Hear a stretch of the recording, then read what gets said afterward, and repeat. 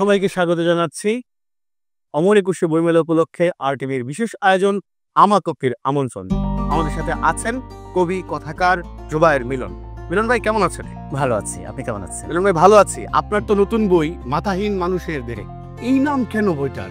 ভয়াবহ না এইটা আসলে করার একটা চিন্তা যেটা ছিল যে দীর্ঘদিন যাবতীয় আমার যাপন থেকে আমরা দেখছি যে আমরা বাহ্যিক না, অন্তর্গত যে আমাদের মস্তিষ্ক, যে মাথা, আসলে সেটাকে দেখতে পাচ্ছি। এই যে মাথাহীনতা, এটা থেকে আমার মধ্যে একটা ক্রিয়া আসাতেই মনে হলো যে এই নামটা রাখি। এতো গল্পের বই, গল্পের বই। কয়টা গল্প আছে? কি প্লট গুলো কেমন? এটাতে মোট 12টি গল্প আছে। এই গল্পগুলোর প্লট আমি যদি এক কথায় বলি তাহলে বলবো যে জীবনের যে বহুতর যন্ত্রণা, আমাদের যাপনের যে কষ্টগুলো এবং শাসকের যে অন্যায্য কর্মকাণ্ড, শোষকের যে অট্টহাসি, পদের যে উদ্যুত্ত, আমাদের এই যে সামাজিকতায় এই অসহনীয় যে গর্ত তৈরি করে, এই গর্তের আবর্তনে যে আমাদের যাপনের একটা বিচ্যুতি তৈরি হয়, এগুলি হচ্ছে আমাদের মূলত এই 12টা গল্পের প্লট। মানে সামাজিক সাংস্কৃতিক নানা রকমের অসঙ্গতি, অনিয়ম, সেই সমস্ত কিছু আসলে আপনার গল্পের মধ্যে জায়গা পেয়েছে। মানে আপনার যে পেশা, তার সাথে এই যে গল্পগুলো, তার কোনো রকম সম্পর্ক আছে? পেশার সঙ্গে এই গল্পগুলোর কোনো সম্পর্ক নাই। তবে পেশার মধ্যে হতো, আমরা যে পেশার মধ্যে জীবনযাপন করছি, কোনো না কোনোভাবে, আমি ব্যক্তিগত যে পেশায় আছি আমি তা বলছি না, সামগ্রিকভাবে যে পেশার মধ্যে আছি, আমরা সামাজিকভাবে যে বিচ্যুতিগুলো দেখি, এই পেশাটাও তো সে সমাজেরই একটা উপাদান বা অংশ। সুতরাং সেখানেও তো আমরা বিচ্যুতিগুলো দেখি, ফলে সম্পর্ক আসলে সম্পর্ক আছে। আপনার লেখালেখির যে প্রক্রিয়া, আপনার যেই মানে সৃজনশীলতার যে মানে করণ কৌশল, সেটা আসলে কেমন? মানে আপনি কি নিয়মিত রুটিন করে লিখতে বসেন, না আসলে ঐশ্বরিক ডাকে সাড়া দিয়ে লেখেন? এইটা আমার কাছে মনে হয়, যেমন কবিতা যখন লিখি, এটা অনেক সময় কবিতা লিখতে ইচ্ছা করে যখন বসি, তখন হয়তো হয়, হয়তো হয় না। আবার অনেক সময় হাঁটতে হাঁটতেও কবিতার 2টা লাইন, 4টা লাইন, 2টা শব্দ চলে আসছে, হয়তো পরে এটাকে আরেকটু গুছানো হয়। গল্প লেখার ক্ষেত্রে তাই হয়। কিন্তু যেটা আপনি বললেন যে সূচি করে, নিয়ম করে, চাকরি করে আসলে এটা হয় না, অন্যের অধীনে কাজ করে এটা হয় না। তবে এটা ঠিক যে আমি নিয়ম মাফিক বসি, সকালে, বিকেলে অথবা রাতে, প্রতিদিন আমি বসি। মানে এই যে মানে আপনি যে বসেন, এই নিয়মানুবর্তিতা, অধ্যবসায় এবং একটা মুখ্যের মধ্যে থাকা, লেখালেখির জন্য এটা কতটা জরুরি বলে আপনি মনে করেন? এটা আমি মনে করি খুব জরুরি। কারণ নিজের ক্ষেত্রেও দেখি, যখন মাঝখানে 2-3 দিন বসা হয় না টেবিলে বা বিষয়টার মধ্যে থাকা হয় না, তখন আসলেই দেখা যায় মনোযোগটা আনতে একটু সময় লাগে। সুতরাং আমার মনে হয় যে এই বৃত্তির মধ্যে থাকলে ভালো লেখকদের। প্রত্যেক লেখকের তো এক ধরনের একটা জীবন দর্শী থাকে। যে আপনার লেখার মধ্যে কি বা আপনার লেখালেখি থেকে এমন কোনো ব্যাপার আছে যেই থিম বা যেই বার্তাটা, যেই দর্শনের বার্তাটা আপনি আপনার পাঠকদেরকে দিতে চান? এইটা আমি ঠিক চিহ্নিত করে লিখতে বসি না যে আমি এই বার্তাটা দিতে চাই। তবে আমার মধ্যে এই যে বারবার আমি বলছি যে যাপনের মধ্যে আমার ভিতরে যে ব্যথার ক্রিয়াটা তৈরি হয়, এই ব্যথা থেকে আমার যে লেখাটা আসে, ব্যথাটা তো নিশ্চয়ই কোনো না কোনো কারণ থেকে আসে। সুতরাং আমি ওটাকে প্রস্ফুটিত করার চেষ্টা করি এবং সেই ব্যথাটা আমাদের সামাজিক, পারিবারিক, রাষ্ট্রীয় এবং বিশ্বগত ব্যথায় কাজ করে। দারুণ। আপনি একটা ফেসবুক পোস্টে লিখেছেন যে টাকা দিয়ে বই করবেন না, এবং এই যে একটা সংকট, এরকম নানা রকমের সংকট আসলে লেখকদেরকে ফেস করতে হয়। আপনার এই লেখক জীবনের মধ্যে যে সবচেয়ে বড় কি সংকটগুলো আসলে আপনি ফেস করেছেন বা করছেন? আমি আমার জীবনে আর্থিক সীমাবদ্ধতার মধ্য দিয়ে চলেছি। আমার মনে হয় যেহেতু লেখার মধ্যে ঢুকে যাচ্ছে আস্তে আস্তে, আমার মনে হয় আর্থিক সীমাবদ্ধতার মধ্যেই চলতে হবে।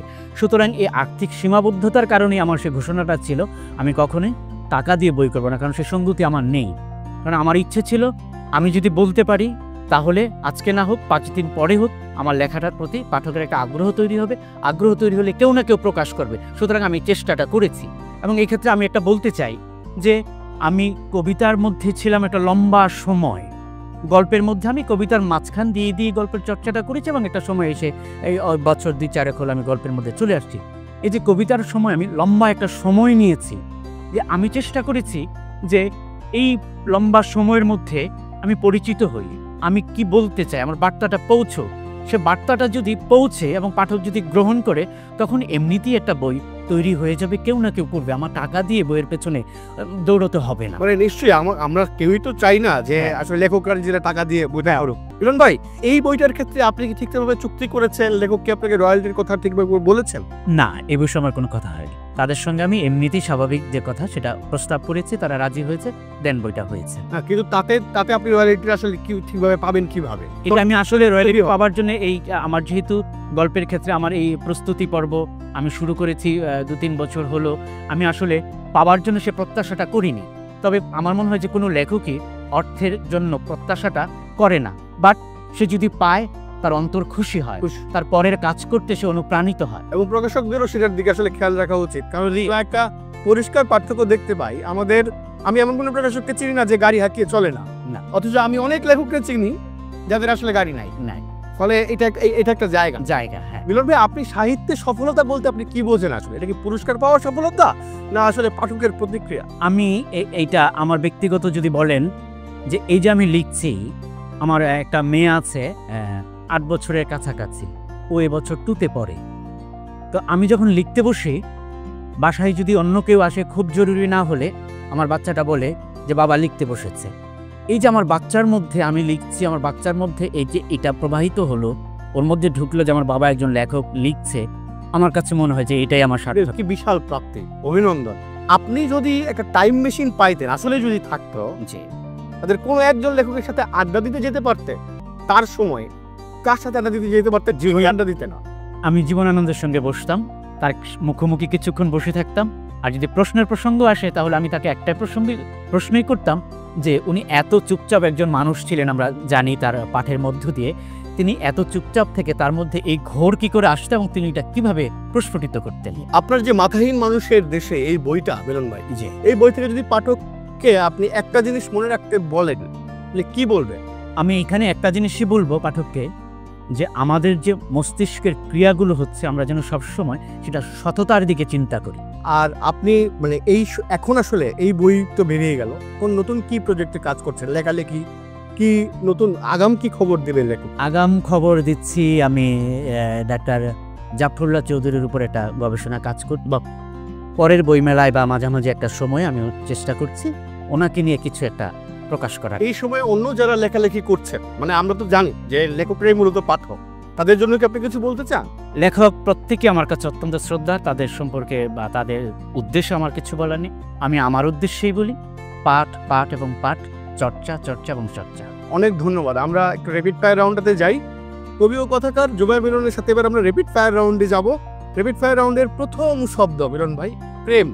ব্যক্তিগত জীবন যাপন এবং বাঁচার উদ্দেশ্যে যে মোহ, সেটা। বিরহ।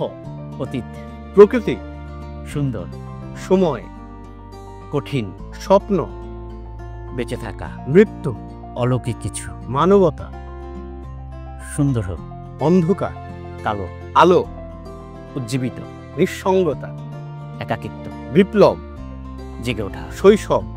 কিশোরকাল। আত্মা। নিজের সঙ্গে যাব। সমাজ। সামগ্রিক বসবাস। ভ্রমণ। ইতিহাস। স্মৃতি। প্রেম। ভয়। কালো। জুবায়ের মিলন। সততার সঙ্গে তীব্র যুদ্ধ করে বেঁচে থাকার নাম। অনেক ধন্যবাদ। আপনার সততার সঙ্গে তীব্র যুদ্ধ করে বেঁচে থাকা আরো দারুণ হোক, আরো মোহময় হোক। অনেক ধন্যবাদ আমাদেরকে সময় দিয়ে। আপনাকেও ধন্যবাদ। প্রিয় দর্শক, অমর একুশে বইমেলায় RTVর বিশেষ আয়োজন আমার কফির আমন্ত্রণে আমরা কথা বলছিলাম কবি ও কথাকার জুবায়ের মিলনের সঙ্গে।